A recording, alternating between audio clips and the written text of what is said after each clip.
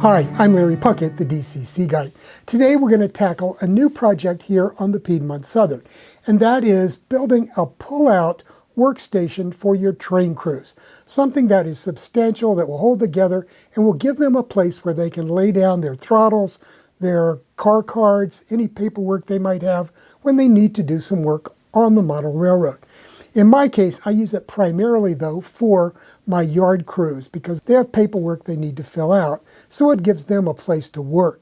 And for everybody else, I have these shelves along the front of the layout where they can actually lay their materials down. So let's go ahead and get started with that new project.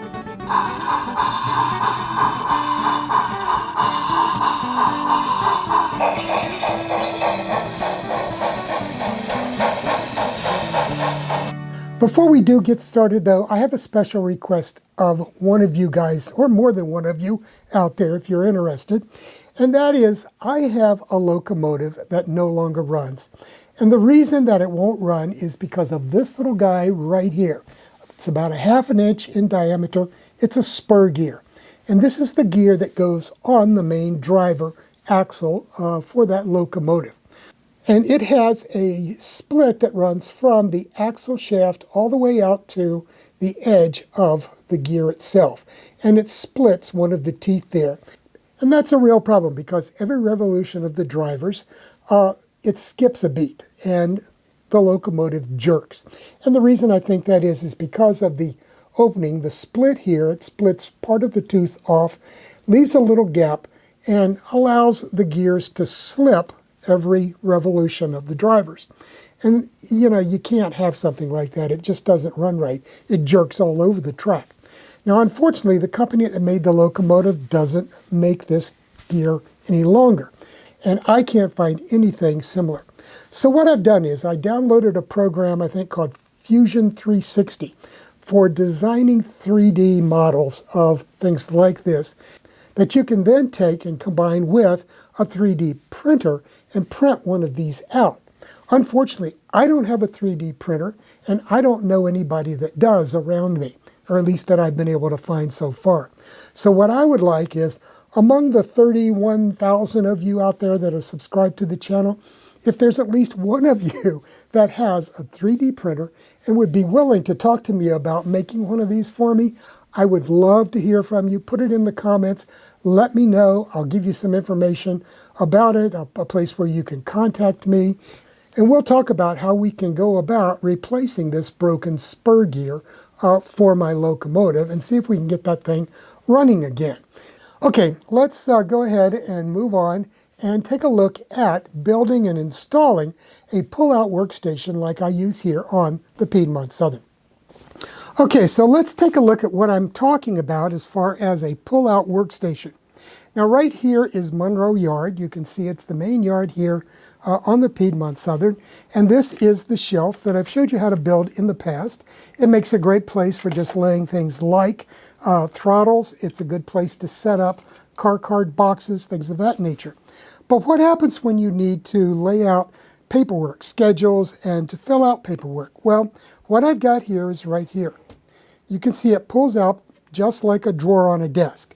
And it gives you a position where you can set up a clipboard with your paperwork on it and a schedule, for example, of trains coming into the yard and you need to get ready for them.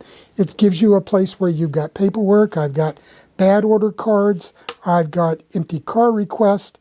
And then I've just got empty Post-it notes that can be used to transmit orders to train crews. We got a pencil, or a pen in this case here, as well as a couple of extra picks for couplers. So it's a great place. You can sit here, you can do your work, and then when you need to move around with to work a train or anything like that, you can just pop this back down and slide it out of the way. And this thing, it is very, very sturdy because I used hardware that is made for installing drawers under desk. So it's going to be a very, very sturdy, long-living piece of equipment. It's not something made out of flimsy hardboard or plywood that is attached to your fascia and that's going to fall apart within 6 months after you install it. So let's go ahead and take a look at what is involved in putting one of these together and installing it under the layout. Let's begin by taking a look at the various parts that make up the disappearing workstation here. Now, the most important thing are the slides. So these are a metal ball bearing type slide, and it has two contact points or attachment points right here on the side here. And the neat thing about it is you can set it for different heights or different depths below your tabletop. And it allows this to slide in and out, just like the drawer under your desk. And these are actually designed to make keyboard slides to go under desk. Now, the product that I use, there's two of these in a package, and I got these from Amazon several years ago, but I'm sure they're still readily available. I've seen them on there in the last few months. And the one I got here, I'll let you look at the label. It's basically a 14-inch keyboard slide with a 3/4 extension. So I assume that means that it comes out 3/4 of the way when it slides in and out. But it's a very nice, smooth moving unit, and it will click into place when you push it in all the way, although I typically don't leave it like that because it's kind of stiff, to be honest with you. But at any rate, these fit up underneath of the layout like so, and allow the workbench or the worktop to slide in and out and disappear. Now, the other things that go into them are obviously the tabletop or the shelf itself, and that's basically a 12-inch by 12-inch piece of plywood. And you can get this at your local lumber yard or at most big box lumber stores. I picked it up at the local Lowe's or Home Depot. I don't remember now, but you can buy fairly good quality pieces of this in 2 by 2 feet, and they'll cut it there for you. And basically what I did was I just cut that into 4 pieces. So that gave me 4 of these 1 by 1 foot, 1/2 inch thick pieces of plywood. And I got a very good quality grade of plywood. Don't buy the cheap stuff. It will warp on you and it just won't last as well. On these slides, they have 2 extensions. See if you can see that. They're black here. But right here. And that's what the shelf top is attached to. And they do provide you with a nice selection of these wood screws to do all of this work with. So there's enough in here to attach the slides themselves to the underside of your workbench or your layout bench, and also to attach the shelf itself to the slides. Okay? So you've got 2 slides, you've got plenty of screws, and the piece of plywood, plus some standard wood stock. So this piece right here is actually a cut-off scrap that was left over from another project I did, but they're basically 3/4 of an inch thick, and I think this side here, this dimension is about 1/3 of an inch, but you can pick up these in the molding section at lumber stores, hardware stores that sell lumber, and pick those up, and they fit right here on the end. And the reason that is there is to provide a lip, because otherwise pencils would slide right off or roll off. And as I showed you earlier, it provides a nice rest for a clipboard with paperwork on it. And if you didn't have that, this would slide right off. So it gives it a nice finished look, in addition to the fact it allows you to have a stop where pencils won't roll off and clipboards can stay and paperwork will be protected. So that's all there is to it. And this I simply nailed to the end of the piece of plywood. So that's all there is to it. You've got 2 of these slides, 1 piece of 1 by 1 foot plywood, 1/2 inch thick, and 1 piece of this strip wood to go on the front. You could also add another small little piece here under the bottom to act as a pull. I don't find it's really necessary that much because you can just grip this with your thumb and pull it out. Before we go on, I want to ask you to take a moment to subscribe to the channel. It's simple, easy, and free. All you have to do is hit that little red subscribe button, and when the little bell comes up, click on it and click all. Thanks now. Now the other thing that I had to have here, and you might probably need, is a piece of standard old 2x4.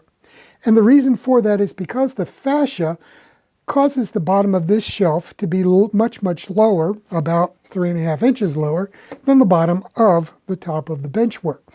And so in order to even out the attachment point on the rear, I had to put in this piece of 2x4 underneath of the layout in order to make sure that the two pieces were level. Now, you may not need to do that, but the reason for that is because you can adjust the height of the attachment point by taking this screw out right here and sliding this up and down and putting the screw in at any given point. Now, in my case, that was a little bit more than I could accommodate, so I went ahead and added a base using the 2x4 under the layout. Okay, let's go over to the area on the layout where we're going to install this and get to work. Okay, I went ahead and I marked out the location for the 2x4. So the 2x4 will be underneath the bench right here, and that's going to allow me to attach the slides to the bottom of the workbench at the proper height, so that when I attach them to the underside of our shelf here, everything is going to be level. So I've gone ahead, I marked off 3 points, so let's drill holes where we can place mounting screws. I'm going to hold something under the layout to catch all the dust.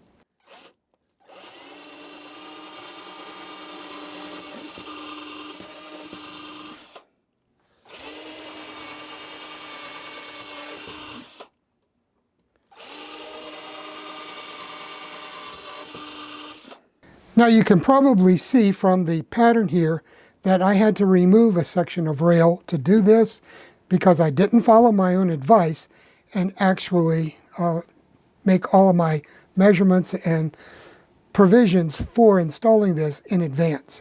I'll put it right back down without any problem and just add a couple of rail joiners. Now I'm going to use the 6 by 1 5/8 inch interior construction screws that I used on the rest of the layout here. And we'll just drive those right on down through into our piece of 2x4. So I need to hold that down here under the layout in just the right position, and we'll get started with that. So as you can see here, I've installed the piece of 2x4 underneath of the top of the benchwork so that hopefully it's leveled out. So let's take a look and see if it did come out perfectly level with the bottom of our shelf here in the front. So I'm going to bring the camera back here. So right here is the bottom of the actual shelf on the front of the layout that the slides will be attached to. And then we go right back here, and here is the bottom of the 2x4.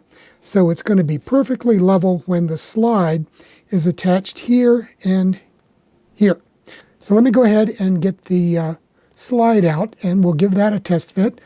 As you can see here, I've installed the first slide. It's attached to the underside of this front shelf and to the underside of the piece of 2x4 at those two contact points. So it slides in and out quite easily, and I'll be able to attach my shelf to the bottom here.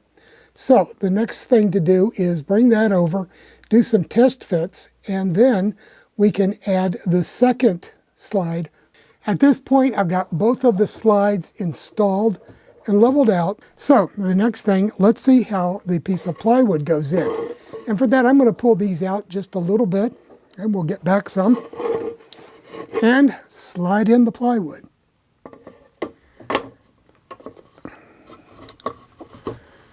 Okay. Push that back in there and push the plywood into place. And there we have it. The next step is to take these 4 screws that I've left and put the screws into these holes on the slides that hold the plywood down. So I'm going to go ahead and do that, and we'll take a look at that when it's done. Okay, I'm closing in on the final screw, so let me make that pilot hole.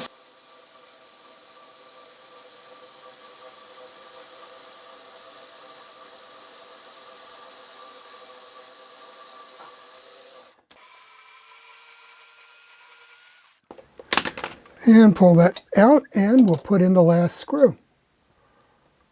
I went ahead and put a screw in the hole to get it started with my finger, so let's finish it off.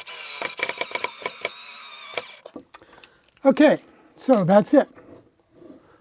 So let me come up top and we'll give it a test.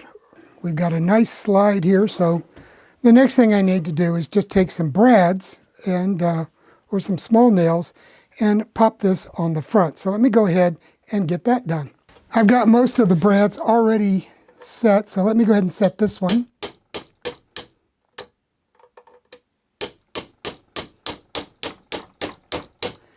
So that's the finishing touches on the disappearing workstation here for the Piedmont Southern.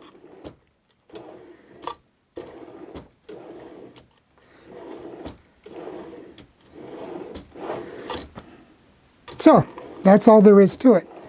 Very easy, very quick thing to do. Once you get all the parts lined up and once you get your measurements all laid out, it goes together fairly quickly. And like I said, it's a very strong shelf that you can have. So it makes a very convenient place for your work crews, your train crews, and your yard crews to lay out their paperwork, lay out their schedules, get things done, and they don't have to worry about it falling apart on them. Well, that's a wrap for today's video. I hope I've given you the inspiration to go ahead and plan on installing one of these or multiples of these pull-out workstations under your model railroad. They're fairly quick and easy to install, but let me warn you, don't wait until after you've installed your track and your tortoise switch machines and other devices on your model railroad to go ahead and install these, because it can be very difficult to find a space for them if you've got all that other stuff installed first. So get these installed, or at least plan ahead and save space for installing one of these pull-out workstations. And I tell you, I have found these to be a very, very useful addition to the model railroad. It gives you a place to put your paperwork. You can pull the workstation out, lay your paperwork down on it, do your work. When you need room, you can close the workstation, just like closing a drawer under your desk, and you have room again to move around. So it really combines the best of both worlds, having the workstation, but also still having the flexibility to put it away and get it out of the way when you need to. So have a great weekend, have a great week, and we'll see you here next week with another video from the DCC Guy. Bye now.